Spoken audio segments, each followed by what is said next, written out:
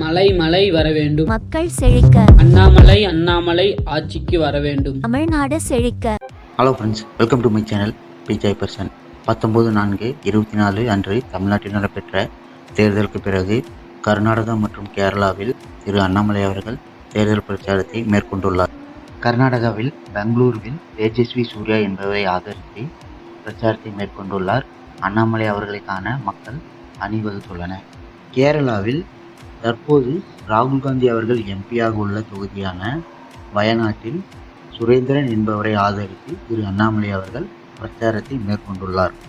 கேரளா வயநாட்டு தொகுதியில் பிரச்சாரத்தை மேற்கொண்ட போது அண்ணாமலை அவர்கள் பேசியதாவது, மக்கள் விஐபி அல்லாத கேண்டிடேட்டை விரும்புவதாகவும், காரணம் கடந்த 5 ஆண்டுகளில் 10 முறைக்கும் குறைவாகவே திரு ராகுல் காந்தி அவர்கள் வயநாட்டு தொகுதிக்கு வந்துள்ளதாகவும், இதனால் லோக்கல் கேண்டிடேட்டை மக்கள் விரும்புவதாகவும் கூறியுள்ளார்.